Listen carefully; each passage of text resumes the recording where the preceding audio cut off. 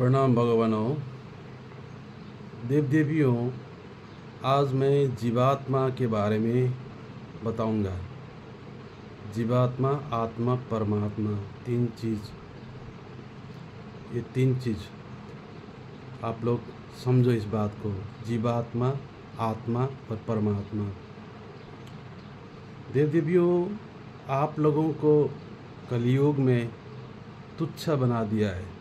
सुना सुना के कानों में डाल दिया है इस बात को कि आप जीवात्मा हो, आप सिर्फ जीवात्मा हो, आप सिर्फ भक्त हो, सिर्फ शिष्य हो। मतलब आपको तुच्छ बना दिया है, कान में डाल दिया है कि आप चीज़ अलग हो, आप छोटे हो, आप जीवात्मा हो, सिर्फ आप भक्त हो। इस तरह से आपके कान में डाल दिया गया है। इस महिला को निकालना होगा देव देवियों। आप समझो ये क्या है।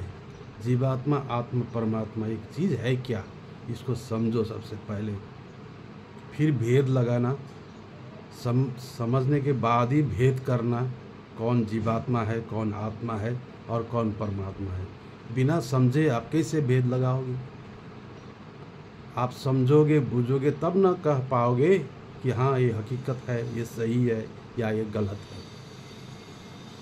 देव देवियों, मैंने कहा जीवात्मा, आत्मा, परमात्मा का घर ही ये है। तीनों चीज़ इसी पर है।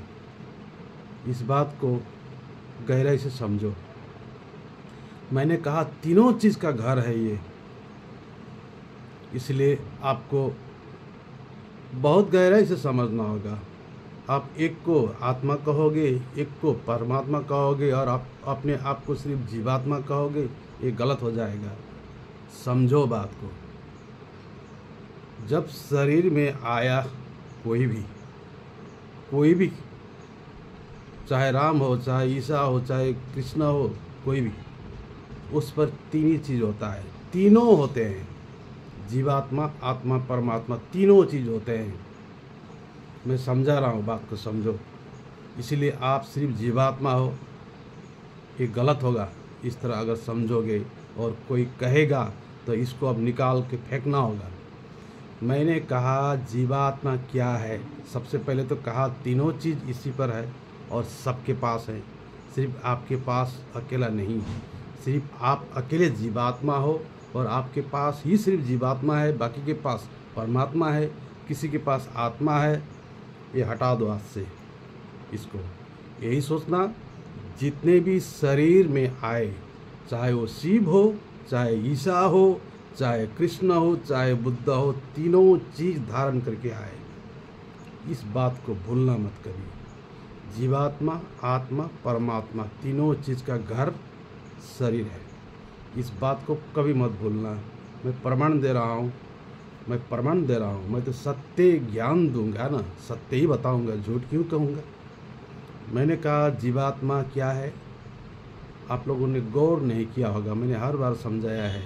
मन को मैंने जीव कहा है।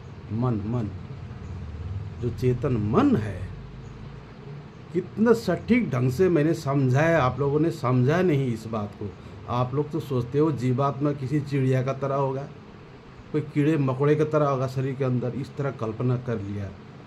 नहीं, आप सोच रहे, किसी ने कह दिया प्राण को जीव है, जीवन ही जीव है, कह दिया होगा। सुनो बात को। मैंने कहा मन को जीव कहा। मन भी समझाया मन क्या है, मन किस चीज़ से बनता है, वो भी समझा दिया। आप लोगों ने उसको अध्ययन नहीं किया। मैंने कहा पंचभूत से मन बनता है। कहा पंचभूत मतलब क्या है? 5 तन्मात्राओं से। 5 तन्मात्रा क्या है? 5 ज्ञान। इसको 5 तन्मात्राएं भी कहा जाता है, पंचभूत भी कहा जाता है। 5 ज्ञान क्या है? आपको समझने के लिए अंग्रेजी में कहना पड़ेगा 5 सेंस। ये 5 सेंस का संयोजन ही मन है। मन बनता है इस 5 ज्ञान से, ज्ञान मात्राओं से। दृष्टि, श्रवण, त्वचा, स्पर्श, स्वाद, सुगंध, ये 5 ज्ञान का संयोजन ही मन है और वही मन जीवात्मा बन जाता है। अपना स्वरूप बनता है। उसी को मन को ही जीवात्मा मैंने कहा। और गहराई से समझो, मैं प्रमाण दे रहा हूँ आपको, जीवात्मा बना भी दूंगा, जीवात्मा से छुटकारा भी अभी दिलाता हूँ। आप गौर से सुनो। एक साधु को देखो आप, एक साधु जो ध्यान तपस्या करता हो और सही साधु हो, सही तरीके का साधु कहीं एकांत में बैठकर ध्यान करता होगा, किसी लालच में नहीं फंसा हुआ अच्छा साधक होते हैं, बहुत है। वो समाधि तक उसको प्राप्त होता है। समाधि वो कितना दिन समाधि लग जाता है कोई हिसाब नहीं रहता है। कई साल भी लगते हैं, सालों साल भी समाधि लग सकते हैं, कोई दिन कोई घंटे भी लगते हैं। जब समाधि प्राप्त होते हैं, आपने तो किसी को देखा नहीं होगा समाधि में लगा हुआ।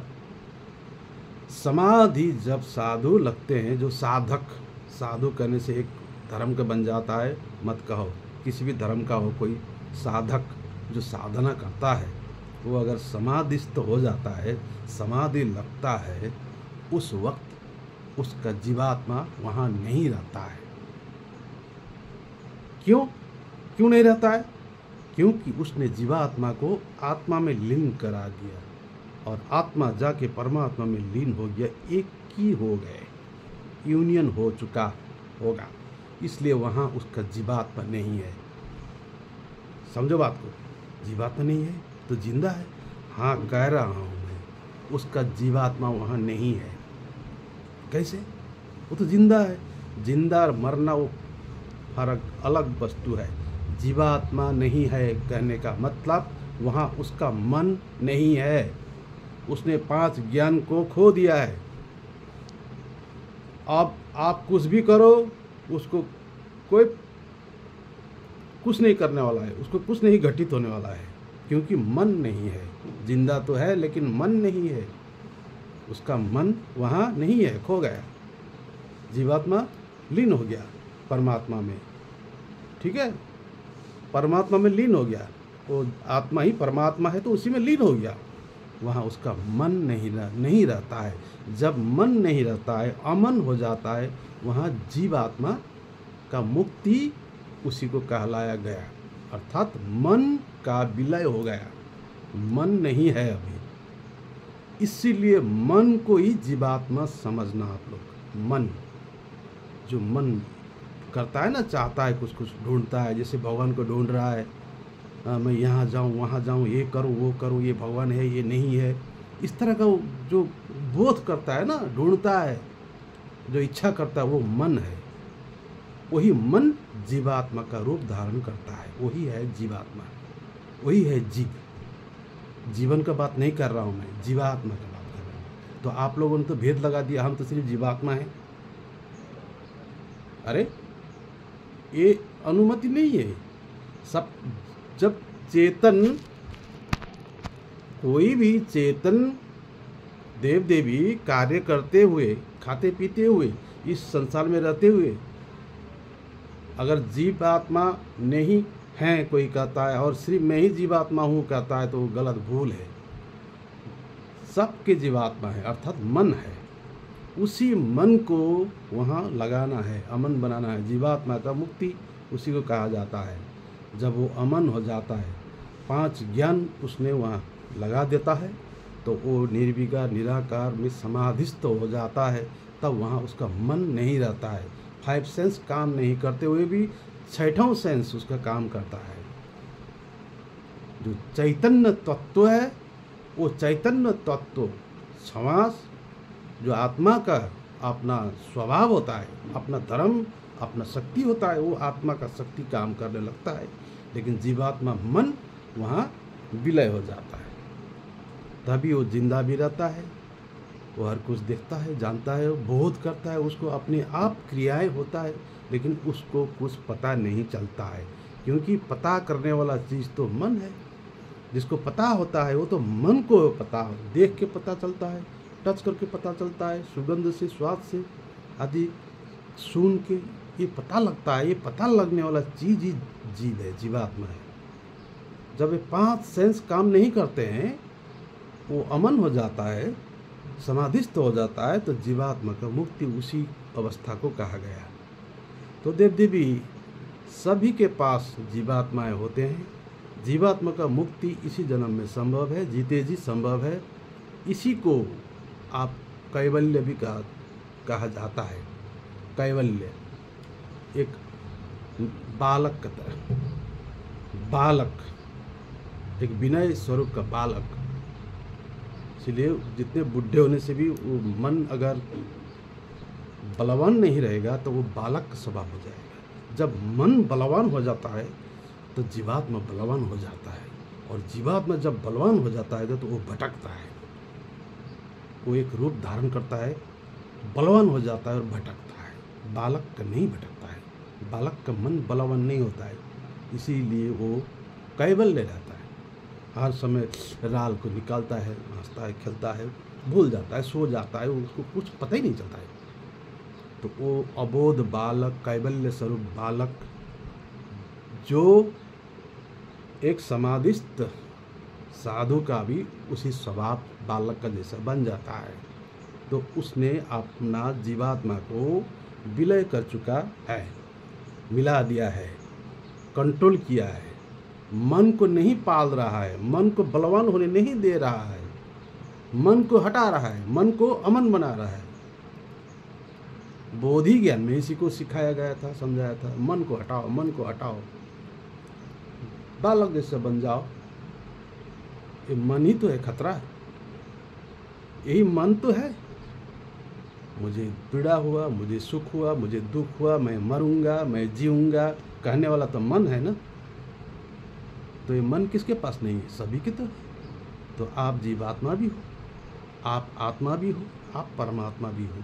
अब इस जीवात्मा को आप मुक्ति कर दो, इसको आत्मा में विलय कर दो, परमात्मा में लगा दो।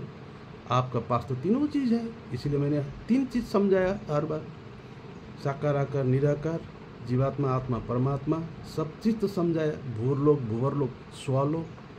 भू का मतलब भौतिक, भूवर का मतलब जो सूक्ष्म जगत बताया, मन का लोक। सबसे खतरनाक वो बीच का अवस्था है भूवरलोक, जो मन का जगत है, सूक्ष्म जगत है। वहीं जीवात्मा बलवान हो जाता है। बलवान होने के बाद रूप धारण करता है और ढूंढता है, घूमता है, फिरता है। मन वो कभी मुक्ति नहीं हो पाता है, वो चलते रहता है, वो रमण करते रहता है, रमण करते रहता है जीवात्मा बन के। मान लो वो किसी तरंग बन गया, अगर साइंस के हिसाब से कहोगे तो कि तरंग बन गया, तरंग वेब बन गया। वो तरंग, वो एक बलवान वेब बन के वो घूम रहा है। तो इसी को समझना है, वही है जीवात्मा मन का। और मन क्या से बनता है? 5 ज्ञान मात्रा से बनता है, पंचतन मात्रा से। इसी को आप पंचतन मात्रा को समझ के अंदर करके इसको विलय करना होगा। कहाँ? उस निर्विकार निराकार। तभी तो निराकार को कहा गया, वहीं विलय हो पाएगा। बाकी किसी चीज़ में विलय नहीं होगा। कहीं भी लगा दो, किसी भी मूर्त में लगा दो, किसी सूरत में लगा दो, वहाँ मन विलय नहीं होता है। जब तक मन विलय नहीं होगा तब तक जीवात्मा का मुक्ति नहीं है। वो तो और बलवान हो जाएगा। किसी एक सूरत को पकड़ बैठेगा, वो खुद उसी सूरत का रूप धारण करेगा और घूमते रहेगा ब्रह्मांड में, अंतर जगत में, सूक्ष्म जगत में घूमते रहेगा। कितना कष्ट भोगेगा वहाँ भी वो मन। जिस रूप में पाला है उसने किसी भगवान को, काल्पनिक भगवान को, उसी का रूप धारण करेगा और घूमते फिरते रहेगा। उसका वो पाला हुआ भगवान उसको मुक्ति नहीं देगा। वो सूक्ष्म लोक का भगवान मुक्ति नहीं दे पाता है। कारण वो जो भगवान बना था वो तो उसका स्वयं का जीवात्मा है, रूप धारण कर लिया उसने उसका। इसी को किसी धर्म में शैतान कहा, इसीलिए तो इसको भूत भी कहा जाता है। भूत पिशाच कहा, भूत तो ये डरने की चीज़ नहीं है, ये तो शक्ति है, ऊर्जा है। मैंने कहा ना, भूत किसे कहा जाता है? संस्कृत में भूत का मतलब वो एनर्जी को कहा जाता है। जैसे दिखाई देने वाला एनर्जी, सुनाई देने वाला एनर्जी, स्पर्श एनर्जी, स्वाद एनर्जी, इस तत्व को भूत कहा जाता है। पंचभूत, ये पंचमहाभूत का संयोजन ही मन है। वही जीव है, वही जीव धारण करता है, अपना रूप बना लेता है और वो कष्ट भोगता है। भोगता क्या है? शरीर तो होता नहीं, लेकिन सूक्ष्म जगत में वो अपना रूप बना लिया एक और घूम रहा है, फिर रहा है। वो मन है, वो बलवान मन। उसी बलवान मन ही जीवात्मा है, वही जीवात्मा है बलवान मन। इसी को मुक्ति देना पड़ेगा जीते जी अभी देव देवी। इसीलिए मन को बलवान मत बनाओ। किसी काल्पनिक भगवान को पाल कर, मूर्त को बनाकर, मूर्त को फिर अंदर भी बाहर भी मूर्त, अंदर भी मूर्त, वो बलवान हो गया मन। जब आंखें मूंदते हो तो वो बाहर का मूर्त अंदर में निकलता है और नाचने डोलने बोलने लग जाता है मूर्त बन के। वही है जीव। इसको तो मुक्ति देना पड़ेगा, मुक्ति कराना पड़ेगा। क्यों पाल रहे हो ऐसे जीवात्माओं को? इसलिए आप ऐसा मत सोचना कि मैं अकेला जीवात्मा हूँ। नहीं, जितने शरीरधारी हैं सबके पास तीनों चीज़ होते हैं। लेकिन जो साधक होते हैं, जो ज्ञानी होते हैं, वो समझते हैं, ध्यान द्वारा उस जीवात्मा को मुक्ति देते हैं। ऐसा नहीं कि वो आप अकेले जीवात्मा हो और परमात्मा अलग, बिना जीवात्मा का आएगा परमात्मा भगवान यहाँ, ऐसे सोच रहे हो? नहीं, वो अवतार का भी सब कुछ होता है, तभी तो वो कर्म करेगा। बिना मन से कर्म कैसे होगा? वो धारण करेगा, क्योंकि जीवात्मा तो आपने पैदा किया हुआ चीज़ है ना। परमात्मा से आत्मा, आत्मा से जीवात्मा, ये तो एक का पुत्र दूसरा का पुत्र, पिता और पुत्र। इसीलिए कहा गया है कि सिख धर्म में इसका संबंध तो ऐसा है ना, अपना ही पुत्र है वो, तो आत्मा का ही पुत्र है जीवात्मा, अर्थात आपका ही पुत्र है। आप ही हो वो मन भी, वो मन फिर आत्मा, आप आत्मा भी हो। उसको लीन करो, अंदर में लीन करो, ले लो, वापस लाओ मन को, बाहर से अंदर लाओ। कहाँ भाग रहे हो? किस मूर्त में, किस सूरत में भाग रहे हो? अब हटाओ वहाँ से, तो अंदर लाओ, अंदर लाके निराकार में मिला दो, ध्यान अवस्था कर दो। निर्गुण निर्विकार निराकार ध्यान आनंद में डूबे रहो। बहुत गुरु लोग हैं निराकार ध्यान सिखाते हैं, जाओ सीखो, लेकिन गुरु लोग भी भ्रमित थे। साथ साथ में कूड़े कंकड़ भी दे के भेज देते हैं। वो कूड़े कंकड़ ले मत आना, सिर्फ ध्यान ले आना। बाकी के जो संस्कार है उसको त्याग देना, डरना मत। गुरु अगर कहे ये लाओ, वो लाओ, फूल लाओ, बाती लाओ, धूप लाओ, अंदर से ग्रहण मत करना वो सब, सिर्फ ध्यान सीखना। निराकार ध्यान कौन सिखाता है? बस वो गुरु को भी छोड़ देना। गुरु भी अगर अंदर में, अंतर जगत में गुरु भी अगर निकल गया, समझ लेना वो बाधक है, वो जीवात्मा आ गया, गुरु का रूप बन के आ गया, वो जीवात्मा है। छोड़ देना उसको, उससे निपटा देना, हटाओ, हट हट भाग। अंतर जगत में, सूक्ष्म लोक में भी तू तो भूत बन के आ गया है मेरे जीवात्मा, तू तो और बलवान हो रहा है। इस तरह से समझना, हर एक चीज़ को वैज्ञानिककरण करके समझना और निराकार का ध्यान करके सब चीज़ खो देना। गुरु मोह भी त्याग देना। क्यों चाहिए गुरुओं को? क्यों चाहिए मोह? और आपको क्यों चाहिए गुरु मोह? ध्यान के अंदर में भी, अंतर जगत में भी गुरु बना लिया मन का। वो आपका मन है, जीवात्मा है। आपका जीवात्मा बलवान होते जा रहा है गुरु मोह में। यही तो मैंने समझाया, उसे भी छोड़ दो। इसलिए कलयुग में गुरुओं ने भी जो ज्ञान दिया था, पूरा ज्ञान नहीं दे पाए, खुद ही को नहीं समझ पाए, तो आपको कैसे समझाएंगे बेचारे लोग? अब समय हो गया है, अब छोड़ना पड़ेगा। गुरुओं को भी छोड़ना पड़ेगा, गुरु को कहना पड़ेगा कि ध्यान में मुझे मत लाना। कोई कहते हैं ध्यान मूलम गुरु मूर्ति। अरे कैसे होगा ध्यान मूलम गुरु मूर्ति? किसी का मूर्ति का ध्यान नहीं। स्वाध्याय के सिवा कुछ ध्याय करने का लायक ही नहीं है। और स्वाध्याय, स्व का स्वरूप निराकार है, तो कैसे ध्यान मूलम गुरु मूर्ति हुआ? या तो कहो वही है गुरु जो निराकार है, तब तो हम मान लेंगे, ठीक है, वो निराकार मूर्ति कहोगे। निराकार का मूर्ति होता है क्या?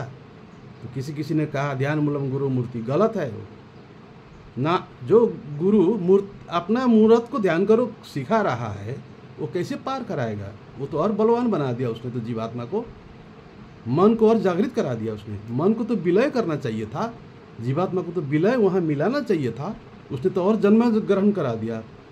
अंदर में आ रहा है गुरु बन के, बातें कर रहा है, घूम फिर रहा है गुरु के साथ में, कौन कौन लोक में भाग रहा है। इतना बलवान हो रहा है आपका मन, जीवात्मा।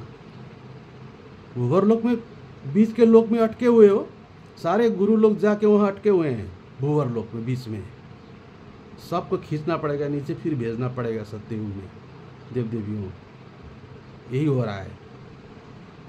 तो इसीलिए आप ये मत समझना कि मैं तो तुच्छ हूँ, मैं जीवात्मा हूँ और परमात्मा ही ऐसा चीज़ है जो आएंगे इस धरती में और हमें दर्शन देंगे, हमें मुक्ति कर देंगे। ऐसा मत समझना। मैंने कह दिया, मैंने परिचय दे दिया, दर्शन दे दिया, ज्ञान दे रहा हूँ। समझो इस बात को। सब चीज़ आपके अंदर में ही है, तीनों चीज़, जीवात्मा, आत्मा, परमात्मा। इसके अंदर में भी तीनों चीज़ है। ऐसा मत समझना कि इसमें नहीं है। मैंने कहा ना, जितने भी शरीर धारण करके आए तीनों चीज़ है उसके पास, जीवात्मा, आत्मा, परमात्मा।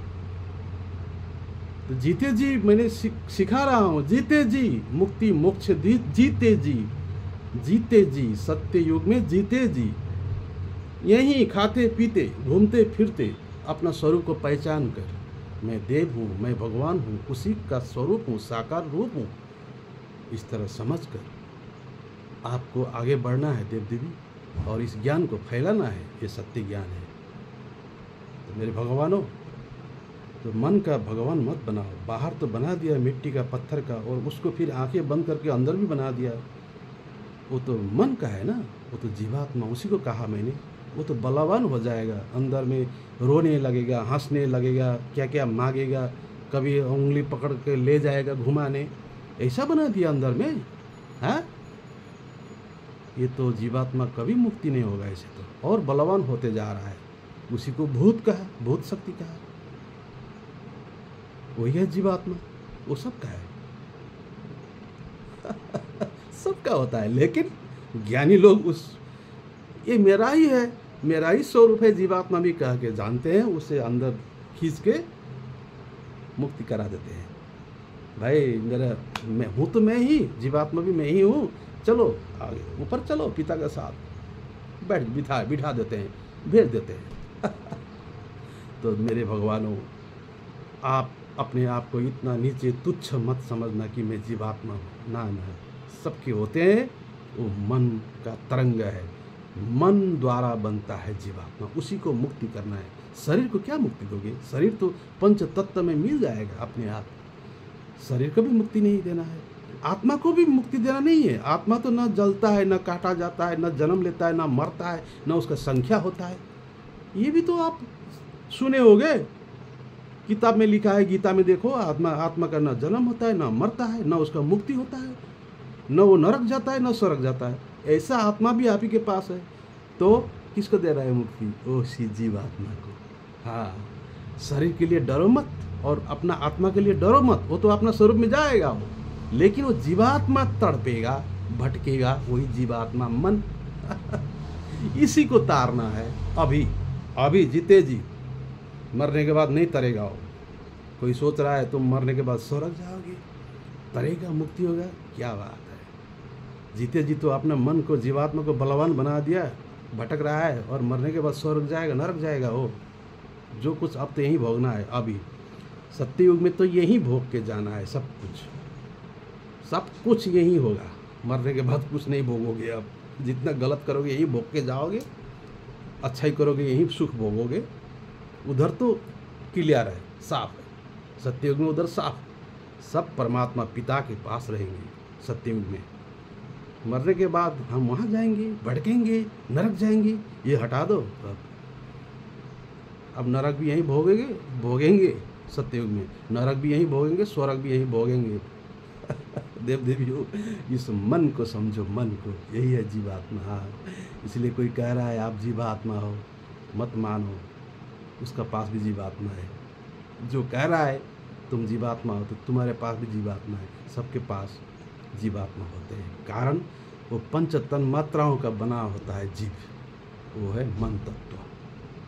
धीरे धीरे करके समझाऊंगा, गहराई से समझो, गहराई से समझो। 2-3 बार इसको सुन लेना, फिर शास्त्र में मिलाना, देखना, ढूंढना, पूछना तो क्या, आजकल बताने वाले तो बहुत कम है।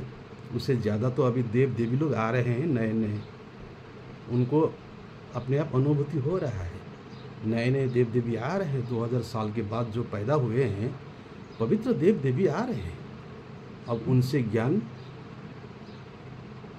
प्रवाह हो जाएगा, चिंता मत करो। ढूंढो, ज्ञान ढूंढो, लो।